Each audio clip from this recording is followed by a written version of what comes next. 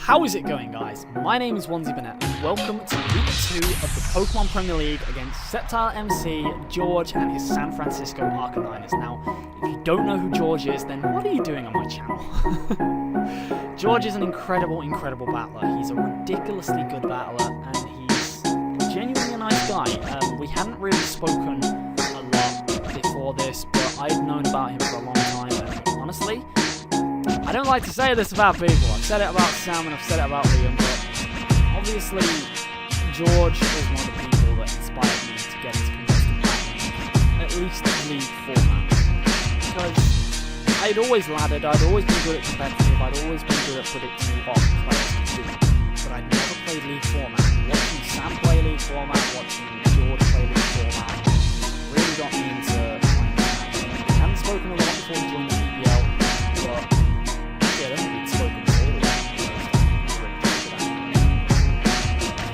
because of certain things that happened. I'm not going to get into anything that happened with spoilers, but because of certain ways that this match actually played out, George showed me how much of a nice guy he actually is. He was a very nice guy about certain things. I cannot be more grateful for the way that he reacted to certain plays.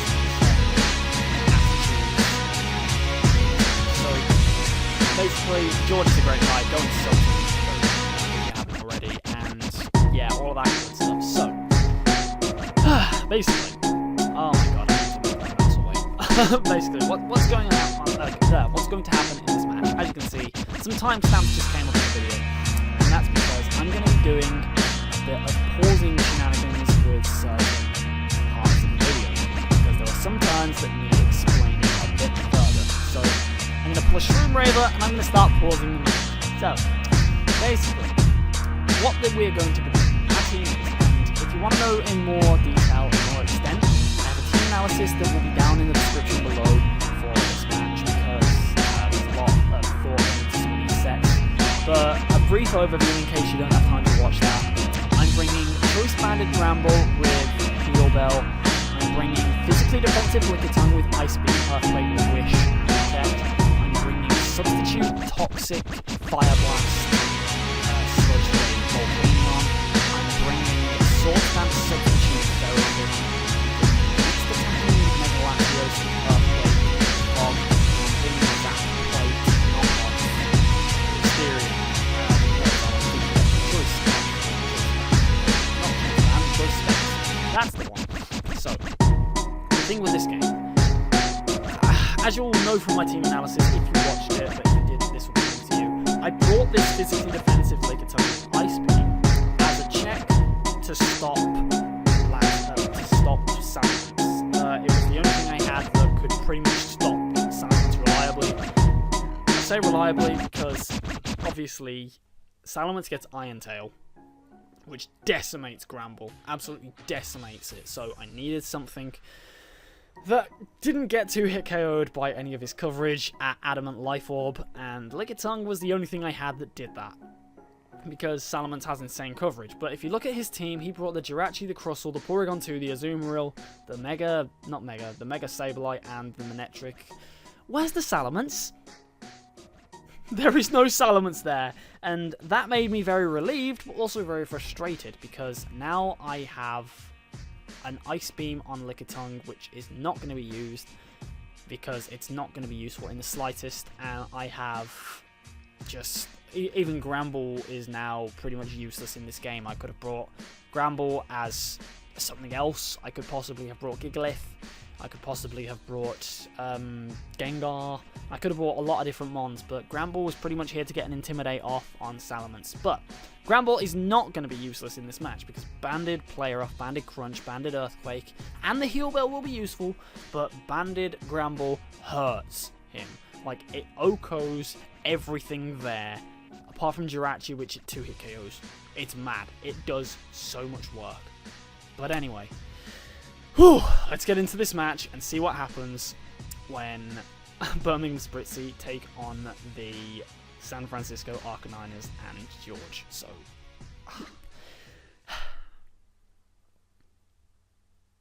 George is issuing a challenge, and I was certain he was leading with the Mega Sableye, so I decided to lead with my Grand Ball as a bit of a bait. So what's going to happen here is I'm going to get the Intimidate drop on him, and he knows that I'm probably going to have a play rough, but I was certain here he was going to be going for a Will-O-Wisp, so I decided to go into Volcanion straight away, and lo and behold, he goes, he Mega Evolves, and he gets his one turn of Prankster before Magic Bounce actually kicks in properly, and it doesn't affect me. He goes straight for the Will-O-Wisp, but now I reveal the substitute, and if you watch my team prep, I'm going to pause this here. If you watched my team analysis, you'll know that I was certain that he was going to be bringing Metal Burst. And that was the whole reason behind me bringing Substitute Volcanion, because I can set up a Substitute on the Mega Sableye, and I can threaten this thing out and do a lot of damage to it with that. So now I'm in a great position. I'm behind a Substitute, I get pressure, I can hit something for free, and we can do all kinds of damage and shenanigans and stuff. So basically, I get a free Fire Blast now. So we're going to click play again, and we're going to get the Leftovers recovery, which is always very nice. And now, like I said, we have a free turn to go for Fire Blast, because we have the Sludge Wave in case the Azumarill decides to come in, and his switch into this is obviously going to be this thing, and it does have the Water Absorb Trace, so that's another reason why I didn't bring Steam Eruption, because I knew this thing could just come in if I brought it. He could switch in and try and pivot himself around that, but as you can see, that does a lot of damage, and that's brilliant. So we're going to go for a Toxic here. I decided that it's probably best to waste the Substitute on a Toxic rather than another Fire Blast, because I don't want to risk me getting Toxicked or Thunderbolted as I go for a Toxic next turn. So we're going to get the Substitute broken by a Tri-Attack. He's not going to reveal any of his coverage just yet, because if he does, then that would just be silly. He's keeping his cards very close to his chest right now. He's not revealing anything, and he's pretty much just playing a very mysterious game right now. But we're going to switch out into one of the things I know can deal with this thing very well, and we're going to switch into Endure. And what he's going to do is he's going to pivot out right into his Bzz Doge, which I should probably have realized that why would you switch in a Manectric on a Volcanion? So I probably should have realized that this was probably going to be Assault Vested, but obviously I don't want to risk a Flamethrower, so what I'm going to do is I'm going to switch into Young Tongue to gauge what kind of set it is, because he's not going to be, you know, I can pretty much gauge from the damage. He's not going to be doing too much to me. So what's going to happen is that's not going to do enough, and he's going to go out into the Azumarill, and I'm going to pause it here because, right, I'm going to explain because I'm going too quickly, right. I decided that by looking at the calcs, I could probably reasonably assume that that Manectric was either Focus Sashed or it was going to be Assault Vested, and I can see why he'd bring Focus Sash more than he'd bring, not Focus Sash, I could see why he'd bring the Assault Vest more than he'd bring the Focus Sash, because the Assault Vest means he can switch into my Thundurus very freely, very easily, and he can do all kinds of things and stuff with it. So that's always going to be very, very interesting for him. It's nice to have a switch into Thundurus Therian. He doesn't really have one otherwise, and it's very nice for him to actually have that.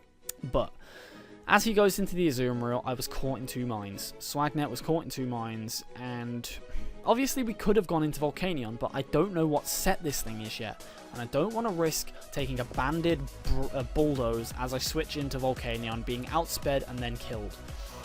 Obviously, if he does go for the banded Bulldoze, I could then just switch into Latios freely, but that would be completely silly considering he could then just predict that easily and go into something else to disregard it. But I decided until I worked out whether this thing had the superpower or the Bulldoze, it would be best to go into Endure, because if it does go for Bulldoze, I can live the hit and it can't really do anything in return. So as you can see, I'm going to switch in here and go into Ferrothorn. And Ferrothorn's going to come in, and what he's going to do is he's going to go for a Play Rough.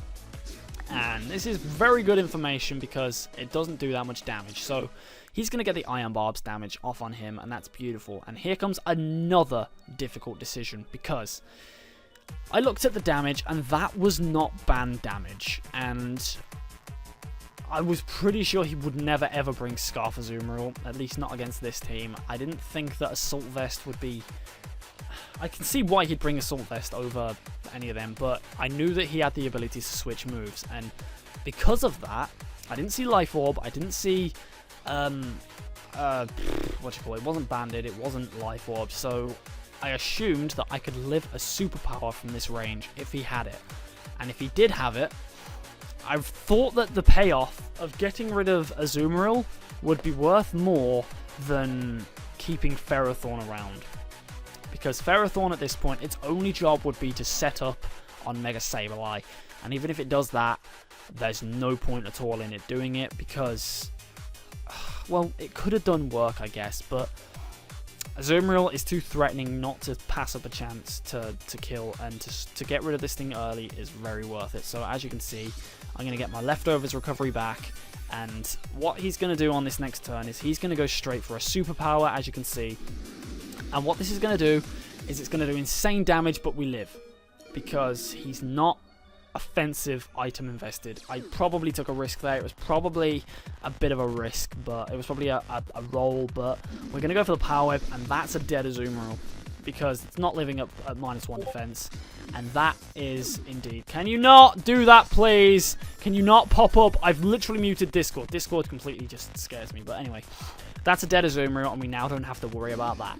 But now he's going to go into the Bzdoj, and it's going to just finish me off with Flamethrower. I didn't see the point of him going for Flamethrower there because I'm going to die to any move he has, but hey ho, he's revealed the Flamethrower, but it's too late. So we're going to go into Mega Latios here, and I was certain he was going to switch into Jirachi here, certain. So I Mega Evolved and went for Earthquake, and as you can see, he brings in the Jirachi. So Mega Latios is going to Mega Evolve, and we're going to get up our stuff.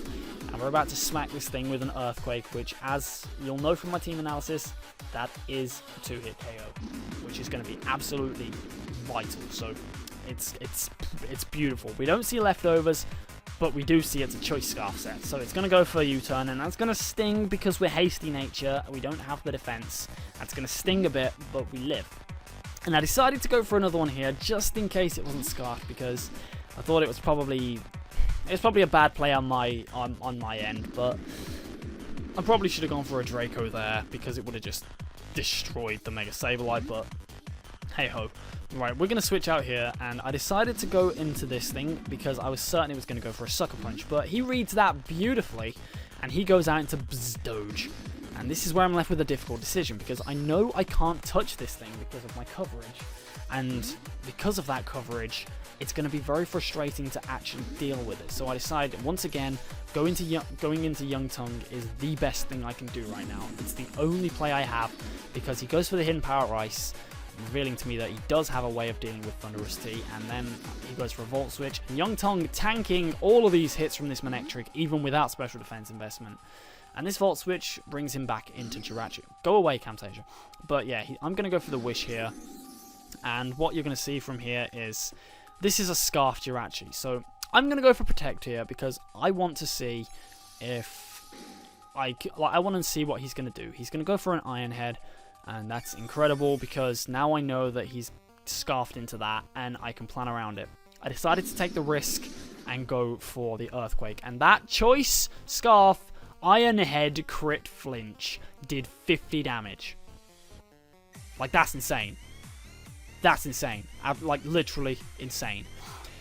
But that crit damage is going to build up. It's not a huge amount, but it is quite important later on, and you'll see why. But anyway, obviously I don't get the Earthquake off that I was hoping to, and he can now switch out, and he can go into Bzdoj. And I decided here it's probably best for me just to go for another Wish, which I do. I go for another Wish because now I can get back that HP that I lost if I choose to. And yeah, he's going to go for a Volt Switch. And as you can see, that's going to leave me at 65 HP. I decided to stay in because I needed the health back, and I would prefer to go for an Earthquake on something that, you know, something that I was hoping maybe Jirachi would come back in because I hadn't shown the Earthquake yet, but he obviously predicted that, and that's going to do nothing to Mega Sableye. But at this point, there's only one switch for me. I played it very safe here, and I went back into Volcanion, even though he's going to read this beautifully. So I'm going to go into Volcanion because he can see that it's obviously my dedicated switch to this. So he's going to switch right back out into the Manectric, and I'm left with a very, very difficult decision here. Very difficult indeed, because now I could go into Thunderous Theory and predicting it. So obviously I'm not going to stay in here. I could, but I don't see the point, because if I stay in, I'm taking a Volt Switch, which is unnecessary damage. But if we switch out, we have two options. We can go into Lickitung to take a potential Thunderbolt rather than the Volt Switch that's probably coming my way, or we can go into Thunderous Therian and risk the Hidden Power Ice. I didn't think he was going to go for the Hidden Power. No, I didn't think he was going to go for the Volt Switch, to be honest, because every time I've tried to predict this Manectric so far, I've got it wrong. So I decided to make a bit more of an obvious play, because I thought that he'd probably over-predict me at some point. So what we're going to do is we're going to switch right out, and we're going to go out into Lickitung, hoping for the Hidden Power Ice, because if we get initiative, if we get some kind of momentum on this thing, it's really, really good. So he's going to go for the Volt Switch, though, and as you can see, that's going to put us at 112 HP. So he's going to switch right back out, and he's now going to go out into the Crustle. Now, this is where things get very interesting. This is a Crustle, and I'm going to stop it right here, because this needs explaining, because this is a Crustle. It's a Lasagna, it's a Bug Rock. And I know what this thing's going to do. It's going for Shell Smash. It's going to try and sweep. He doesn't know what set my Lickitung is yet. I hope. I don't know if he knows my EV spread. I don't know if he bothered to calc it in the match. I would have if I was him, and I'm sure he did. But basically, if he knows, then I can take a +1 Stone Edge with Lickitung pretty damn well. Like I think it does 68 to 80 damage max. So I need to get an Intimidate off on this thing. So I go out to Young Tongue. I switch out Young Tongue, and we go into Barton to get the Intimidate drop. So even if it does go for Shell Smash, we're getting a drop on it. No, Discord, fuck off. Seriously, I'm getting pissed off. I keep muting that thing, and it keeps... Can you stop, please? Anyway, he's going to go for a Shell Smash after my Intimidate, which is lovely, lovely, lovely, jubbly. And Shell Smash is going to put him at +1, +2, +2. So I know I can live this Stone Edge as well. So he's going to go for the Stone Edge. We live it, and we take this thing down to its sturdy. So this is where things get interesting. He's going to kill me with the X-Scissor. And that's obviously a dead Ground Ball, but Ground Ball's done its job. It's neutered this Crustle down to +1, and we switch in Young Tongue now. So this needs a pause of its own after the shiny, so we're going to stop now. Obviously he outspeeds, and as you can see, he's going to use a move, and he's probably going for the Stone Edge. But as I said before, I can live a +1 Stone Edge easily. It doesn't I think it 3-hit KOs if he gets high rolls. It's ridiculous how well Lickitung takes the physical hits from this thing. I'm at 112 HP.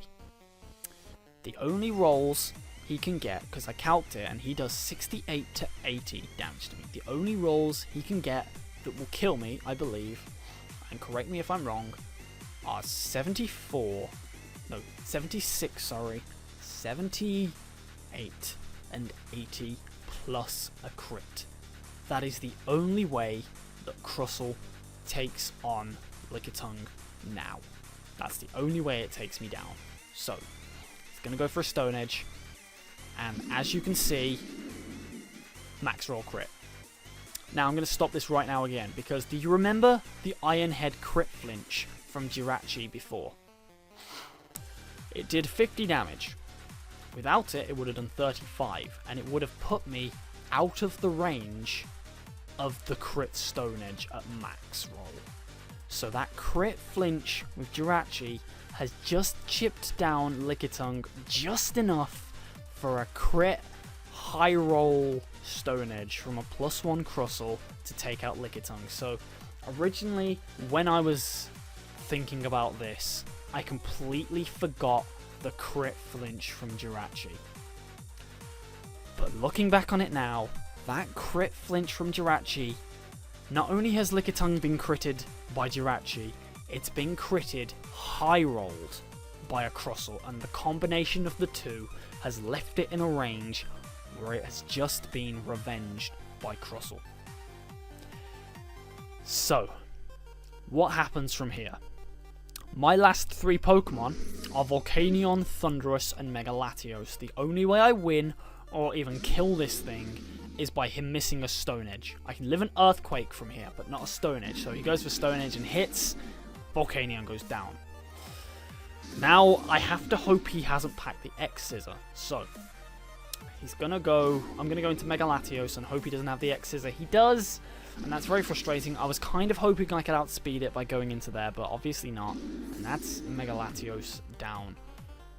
And now my only Pokemon left is not going to win me this match, and he's going to go for a Stone Edge, and he doesn't miss another one. So that's 4 Stone Edges he's hit. No, yeah, 4 Stone Edges he's hit. And that has pretty much won him the game. He's won this match off the back of a crit flinch and a high roll Stone Edge crit on the same Pokemon. And that, ladies and gentlemen, is why Pokemon is a cruel game. Because we started out very well indeed. We took out the Azumarill, we got a Toxic and some damage on Porygon 2, and then things started to turn. What George did, in an analysis of this game that me and him did after the match, he manoeuvred his way around with Manectric enough to a point where the possibility of a Crustle sweep was there. Even with crits, even with the flinch on Lickitung, it still left it in a range where Crustle had the smallest possibility to sweep. And unfortunately for me, I have lost to 2 very, very poor slices of luck. Even with the crit max roll Stone Edge, I would not have been killed by the Crustle without that Jirachi crit. So Lickitung has been on the back end of 2 crits, which have totaled up to kill it. And that, in turn, is what has won George this game. Now, let's imagine both of those crits don't happen. Lickitung takes out Crustle, and we're left with a 4-on-3 scenario in George's favour. He would have the Porygon 2, which cannot touch me. Well, it can touch me, it could do things to Volcanion, but it's toxic, and I could possibly stall it out, and I could deal with it. It wouldn't be too threatening to me because Volcanion has Substitute, which means I could mitigate it and stall it out a little bit. He has the Manectric, which is a pain. It was being a massive royal pain in the arse. But I had ways of dealing with it. I could have played a bit more offensively with Thundurus Therian around it. He has the Mega Sableye, which is blocked completely by Volcanion. And he has the Jirachi, which is Choice Scarf, and could pretty much just eat my soul. Eat my soul. I would be left with Lickitung at low health, which would be revenged by Volt Switching Manectric, which would have just completely and utterly just... It would have killed Lickitung and got him into Jirachi. Then I'd be left with a situation where he would need to flinch everything I had to death. Volcanion could pretty much have killed anything left. Fire Blast kills Jirachi, Fire Blast 2-hit KOs Assault Vest Manectric, I completely block out the Mega Sableye, and obviously Crustle's already gone.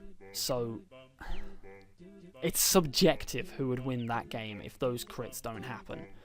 If Lickitung stays around and kills off the Crustle with the Ice Beam that I went for, then this match could have been so totally different. But what I was saying at the start of the game, before it started, was George showed to me how much of a lovely guy he was, because obviously after those 2 crits, I was incredibly salty. I said BG instead of GG, which was basically that I wish I could say that was a good game, but it wasn't. But looking back on it, it was a good game. And I said this to him a few days later, and I apologised for being such a salty bastard. And he accepted it with open arms, and he understood, and he basically just said, it's perfectly fine, bro, I don't hold it against you at all, we are still cool, and it's all sorts. So he showed to me what a man he is, and I'm very, very appreciative for his response to me there. But anyway, that's a 5-0 loss, and coupled with our excellent win last week, this one is very hard to swallow because it leaves us on a -2 differential with a 1-1 record, and that's so frustrating because we played very well against Liam, albeit we got lucky not to have it a 2-0, but we still deserved the win in my opinion. Obviously he could have pursuit trapped me, but we're not talking about that. We did well to win the game, but this makes it so much harder to swallow because that has wiped out the differential and made it -2, and now we are in a bad position. So, next week we play the old enemy, the man I have beaten before in that successful season we had in Season 2. The man, the myth, the legend, Shardy and the Bayern Munich. This is the earliest I've played him, I think. No, I played him week 3 in Season 1 as well. Oh well. But yeah, this is still an insane game because me and Shardy, we always have decent games, apart from Season 3. But basically, me and Shardy are... I'd say he's probably better than me, but on my day, I can beat him. So, next week is going to be an insane one, and it's going to be so important for both of our title challenges because we both won and we've both lost. So, that's it from me. Make sure you go and check out George if you aren't subscribed to him. If you are, then you're awesome. If you're not, then you have poo in your breath. I don't know why I said that, but anyway, thank you very much for watching, guys. I hope you appreciated this. If you have, don't forget to leave a like and all that good stuff, and I will see you all in the next video. Thank you very much. I love you all, and I will see you later. Take care of yourselves.